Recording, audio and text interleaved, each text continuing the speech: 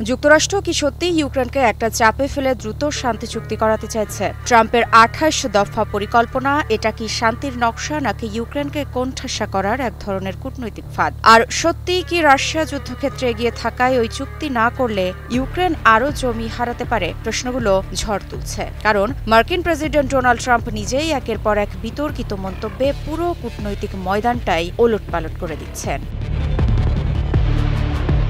সম্প্রতি মার্কিন president Donald Trump জানিয়েছেন, ডেডলাইন নেই। ডেডলাইন আমার কাছে তখনই শেষ হবে যখন যুদ্ধ শেষ হবে।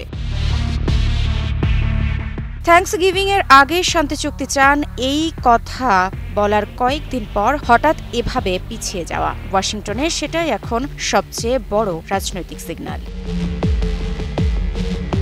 এয়ারফোর্স ওয়ানে সাংবাদিকদের সঙ্গে কথা বলতে গিয়ে ট্রাম্প আরও জানান, মস্কো আর কিয়েভের সঙ্গে আলোচনা ভালোভাবে এগোচ্ছে। রাশিয়া নাকি কিছু ছাড় দিতেও রাজি, তবে কি ধরনের ছাড় সেটা বলতে রাজি নন তিনি। এই পুরো আলোচনার কেন্দ্রে যে ২৮ দফার খসড়া চুক্তি, সেটা নিয়ে আবার নতুন করে তৈরি হয়েছে বিতর্ক। ট্রাম্পের ভাষায়, that was just a map, not a plan. অর্থাৎ এটা ছিল কেবল একটা ধারণা, কোনো চুক্তির পরিকল্পনা নয়। বাছাইকৃত কাঁচামাল ও স্বয়ংক্রিয় ইউরোপিয়ান মেশিনে তৈরি হয় all time honeycomb, all time healthy life. ওই ২৮ দফা থেকে ইতোমধ্যে কেটে ২২ দফায় নামানো হয়েছে জেনেভায় যুক্তরাষ্ট্র ইউক্রেন ইউরোপীয় প্রতিনিধিদের বৈঠকে। এখানেই শুরু সন্দেহ, ওয়াশিংটন কি চাপে ফেলছে ইউক্রেনকে? কারণ আলোচনাটির একটি বড় অংশ হয়েছে পর্দার আড়ালে।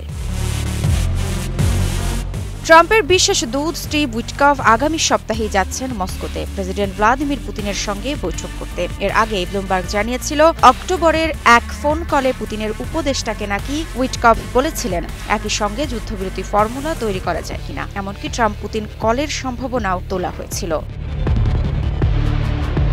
এই অভিযোগে ট্রাম্পের প্রতিক্রিয়া সরাসরি, that's what a deal maker does. অর্থাৎ রাশিয়া ইউক্রেন দুই দিকেই বিক্রি করতে হয় দাবি, যা তার মতে স্ট্যান্ডার্ড নেগোসিয়েশন। তবে সবচেয়ে আলোচিত বক্তব্য এসেছে এখানেই। ট্রাম্প জানান, রাশিয়া বর্তমানে যুদ্ধক্ষেত্রে এগিয়ে। ইউক্রেন চুক্তি না করলে কিছু জমি যেভাবেই হোক হারাতে পারে আগামী কয়েক মাসে। আর তাই চুক্তি করা ইউক্রেনের স্বার্থে, এমন একটা সিগন্যাল দিতে চেষ্টা করছেন তিনি। এখন প্রশ্ন, যুদ্ধের ময়দান কি কূটনৈতিক টেবিলে পরিণত হচ্ছে, নাকি শান্তি চুক্তির নামে নতুন করে শুরু হচ্ছে ক্ষমতার খেলা, যেখানে ইউক্রেন হয়তো নিজের ভবিষ্যৎ নিয়ে দর কষাকষির টেবিলে বসতে বাধ্য হবে? ট্রাম্পের ২৮ দফা মানচিত্র ধারণা নাকি চাপ? মৃত্তিকা সিনহা বিশ্বাস, নিউজ 24।